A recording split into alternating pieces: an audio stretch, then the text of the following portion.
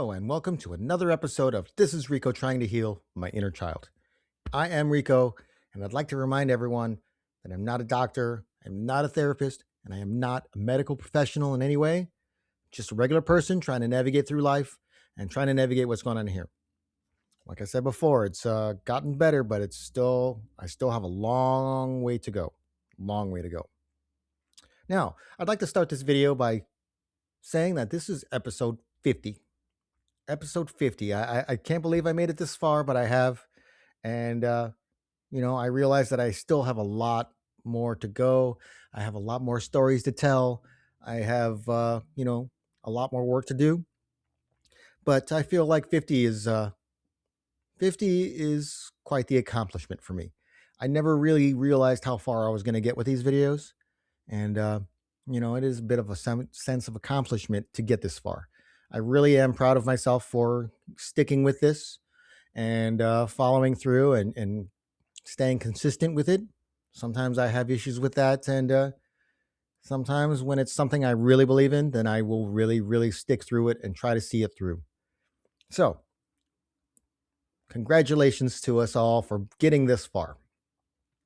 I'd like to get back to the topic of my home life and my recent back surgery. Well, not recent, it was a while ago, but I mean, I had a back surgery, which is a fusion, and it didn't work.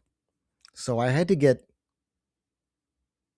two more surgeries. They tried the same fusion again with the same results.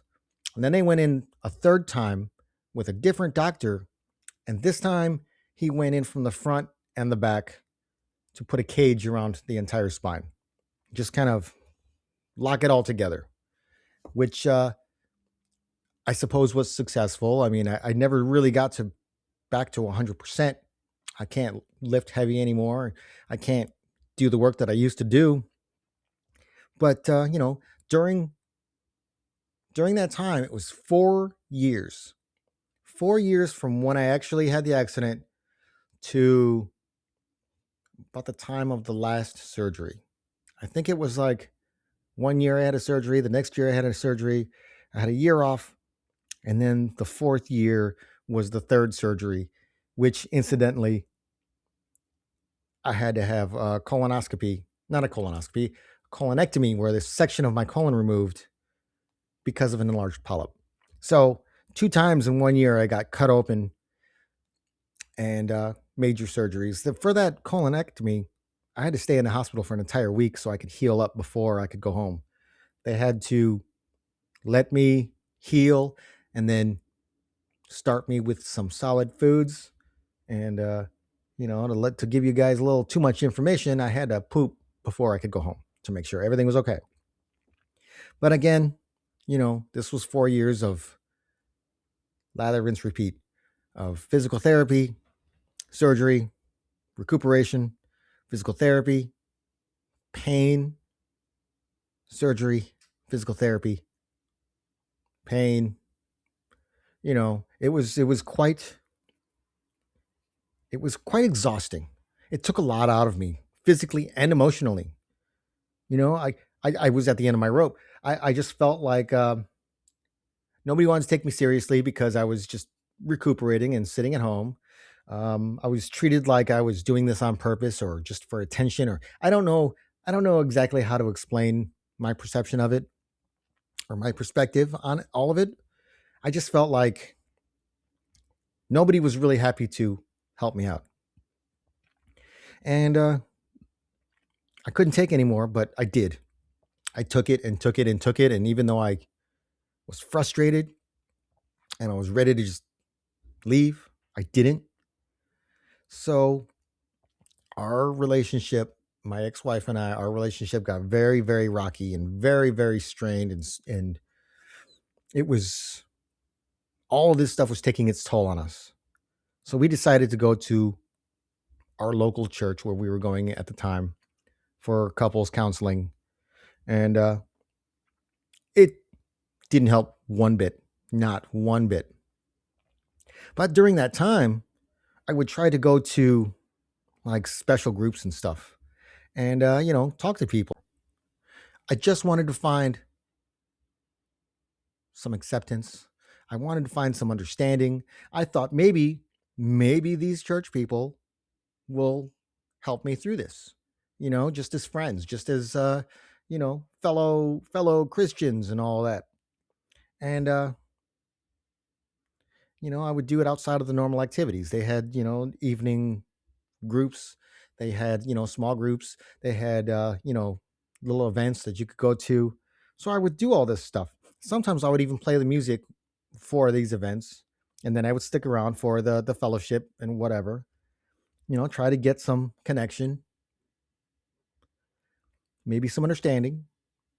But all I got was judgment. All I got was judgment. They seemed to want to treat me like I was doing it on purpose as well. Nobody really wanted to help or understand or even just, listen.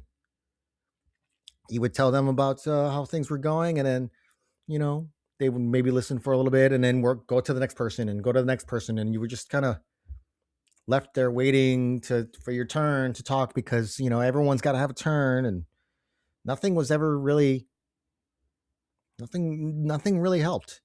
And like I said, all I got was judgment. You either contributed or you got nothing. But I'm going to take a quick break, and I'll be right back with a little more of This is Rico trying to heal my inner child.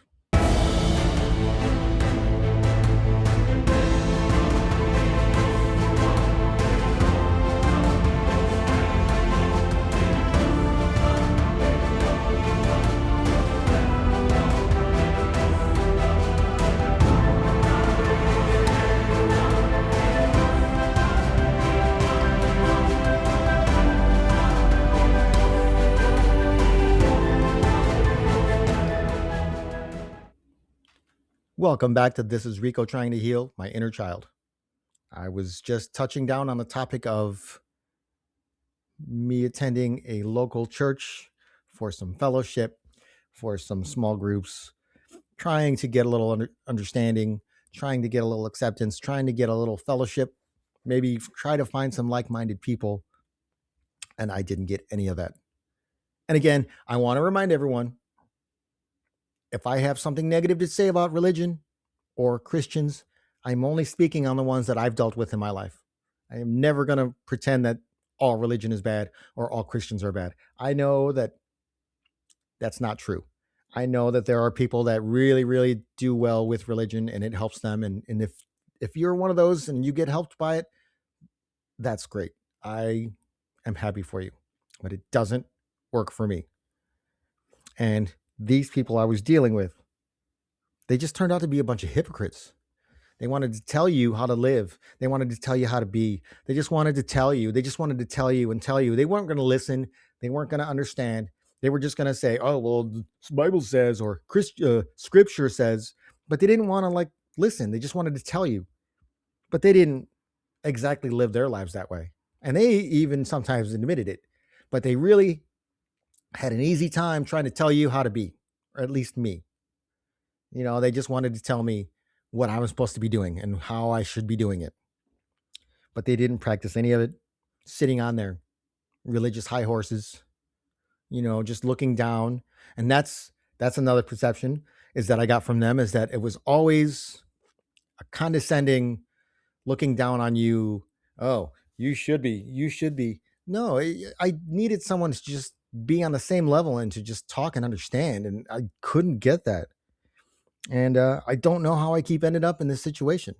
I don't know if I'm just seeking something and finding the wrong people. I don't know if I'm just putting myself in this situation. I don't know if it's me letting it happen. All I wanted was some understanding and maybe a little acceptance. I knew it was a stretch with the religious crowd, but I had hoped. They're the religious crowd. They're more likely to be understanding and accepting. And boy, was I wrong. But, honestly, I still have difficult time finding acceptance or understanding. My last job, I for the first time really felt accepted, only to find out it was false. only to find out, they were pretending just so I would keep working hard. And then whenever I had anything to say, they just didn't want to hear it and labeled me a bad person. And I try and I try and I tried. I really did. I didn't want to be upset. I didn't want to be talking bad about anyone. I would just state my case and tell my story. And then, nah, we don't want to hear that. But this is what you should do. This is what you should do. The leadership at that place was just horrible, horrible. They would hide behind their book and live their lives how they wanted to and just tell you how you should be doing things. They weren't going to appreciate any of your giving. They weren't going to appreciate any of your contributions or your serving, because the Bible says you should be doing that. So, we don't have to appreciate it. And that's the attitude that they had pretty much with me all the time. I'm not saying they did that to everyone. Everyone probably has a different experience, but this is how my experience was. And it just was frustrating and discouraging. And quite honestly, it turned me against. It was the one thing that turned me against religion. Not only that, but it just added to the trauma. It added to the years and years of being told I was wrong about things. And then now I have a whole new group of people telling me I'm wrong about things without any understanding, without any listening or any of that. So I'm going to take a quick break, and I'll be back with a little more of This is Rico Trying to Heal My Inner Child.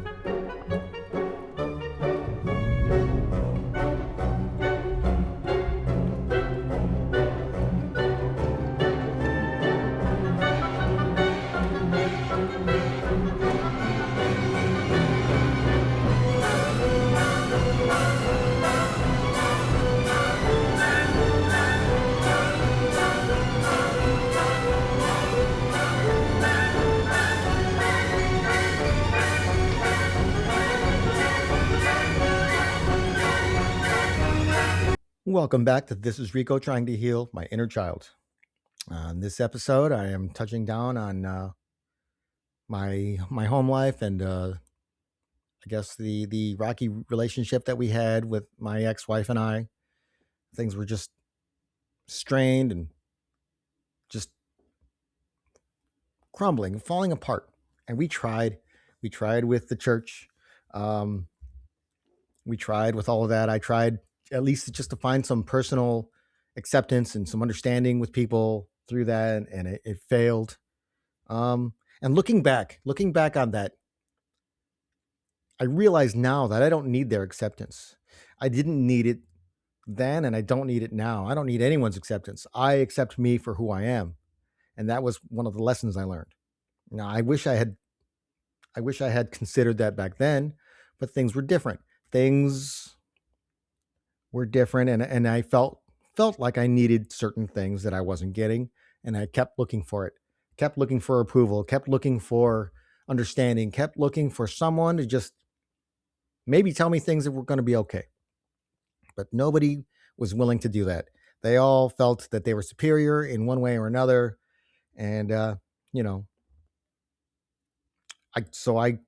realize now that I have to be the one to accept who I am. If somebody doesn't accept me, that's on them. That's their problem. I can only deal with myself. Now, I accept people for who they are, whether they're good guys or bad guys. I can accept it. And if it's somebody I don't want to deal with, I don't have to. I don't have to deal with them. But back then, it was just impossible to find. I couldn't get anyone to relate, because people who have support and love and people that take care of them, they don't know what it's like. They don't know what it's like, and that's why I feel like they wanted to pretend like I was just doing it for attention or just embellishing stories for my benefit. But they didn't even try. They didn't even try to understand. If I told somebody that I had a strained relationship with my parents, they would usually blame me for it and say, "Oh, you have to talk to your parents. You have to talk to them. You have to do." No, I don't. I don't. But that's what they were trying to push on me. And They didn't even want to understand. They just wanted to tell me, this is what you need to do. And blame me for my feelings, blamed me for wanting to be accepted, acted like I was just asking for too much. And they blamed me, but it was easy because they got the acceptance and they got it. They were approved. They were where I kind of wanted to be. But because of that, they didn't understand. It's kind of like the favorite child. The favorite child will deny being the favorite child because they don't know that they're the favorite child, because that's what they're used to. They get the special treatment. They get somebody always looking out for them and always sticking up for them and always being on their side no matter what. But they don't see it because it's normal to them. And when someone on the outside points it out to them, then they're just going to deny it. Whenever I would, tell my story, then they weren't going to consider my feelings or my situations. They were just going to, oh no, it's not like that. Or I'm sure, here's the one that I heard recently that really, really rubbed me the wrong way was, talking about my parents, and somebody that doesn't even know me or my parents blamed me for complaining and said maybe they did the best that they could. This person wasn't there. They don't know any of my story. And let me tell you, they did not do the best that they could. They didn't even try. Even though they pretended that they were, they didn't, because I was there. I experienced it. I know what it was like. I didn't want to be treated that way, but I was.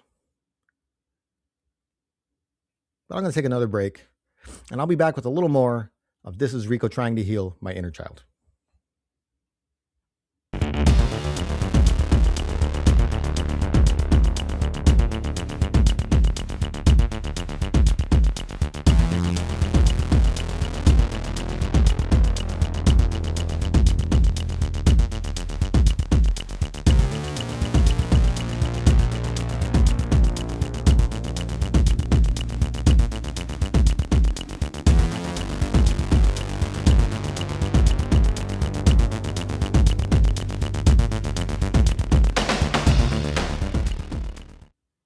Welcome back to This is Rico trying to heal my inner child. I'd like to get back to the topic of me trying to find a little acceptance and a little understanding, especially through the local church. I realized that was not working for me. I was still trying to find it with my parents, but they just were unwilling to give any of it. Unwilling. I feel like my dad saw me as someone weak now because I had to have surgery. Someone weak because now I'm broken and I'm not as strong as I should be. And no matter how he felt about anything, my mom always just backed him up, no matter what. No questions asked. She always backed him up. And in searching for these things and never getting it, I recognized that my inner child back then was acting out. I would lash out over certain things. I would just get frustrated. I would just, after being told I was over dramatic, being overly sensitive, being, someone who's just looking for attention, I would get angry and I would lash out. And that was my inner child telling me that, I shouldn't be accepting this behavior from anyone anymore. And I would get extremely angry and I would raise my voice and I would lash out at anyone that was giving me grief about whatever. But then, as usual, I was treated like I was the bad guy for getting angry. I was it was all my fault for being mad. And a constant theme in my life is no one ever asked me why I was mad. They would just be angry at me for being mad. They would push me and push me and push me until I lashed out, or they would ignore me and treat me like I was dumb until I lashed out. There was all kinds of behaviors, and I see it now why I reacted the way I did. Excuse me. And you know, I needed some acceptance and I couldn't get it. And my inner child was angry about that. I was treated like I was dumb and I was doing these things on purpose. And my inner child was tired of taking that. My inner child was tired of being beaten and broken and ignored and told that he was wrong for his feelings. And so I would lash out. And this took a tremendous strain on a relationship. Tremendous. I'm not going to pretend that I'm innocent in any of it. I had my part in it too. But I can say that I can see where it comes from now, where it came from, I should say. I can see that all the years and years and years of behaviors from others influenced my reactions, influenced the way I would react. And, it wasn't healthy. It wasn't healthy and it didn't help anything. And it never got better. It never got better. And I did try. I really did. I tried to ignore it. I tried to just kind of push it aside. But it's just like when you take those feelings and you bottle them up, you put them away, they're going to come back out. They're going to come back out. You cannot hide them. You cannot make them go away until you deal with them. And I never wanted things to end. I never wanted things to be bad between us. I never wanted us to split up, but we did. We ended up getting a divorce. I just couldn't take it anymore. I couldn't take any more of being treated like I was just a burden and like I didn't deserve my place in the world. I was tired of being treated like a servant, being tired of treated like my voice did not count and it did not matter. I was tired of being treated like I was just like I had no business being here. So I had to move on and I had to get away and I had to deal with things by myself. And that's where I'm going to conclude this video. The next video will be touching down on life after separation and deal with how I dealt with things on my own. But I will be back with a little more of This is Rico trying to heal my inner child. Please like, share, and subscribe. Please share this with as many people as you can. Like I said, my only goal is to just help that we all have some sort of understanding with each other. There might be people that will relate. I know I have some followers that like to comment on my videos and they know what it's like. They know what life is like and, can kind of relate. I don't mean to complain all the time. I'm just trying to work through my pain. I can't hold on to it anymore. And the more I talk about it, the less it weighs me down. And that's my goal. I just want to understand things a little better. And with understanding, then maybe there's a easier way to react to certain things. So with that, I want to thank you all for your support. I want to thank you for being here and existing. I want to thank you for still being here with me and listening to my stories. Once again, this is episode 50, so this is a big celebration and we should have a cake or something like that. And from the heart of my bottom, I would like to thank you all for watching. This is Rico trying to heal my inner child. I will be back very, very soon with some more videos, and I hope to see you all there. Thank you.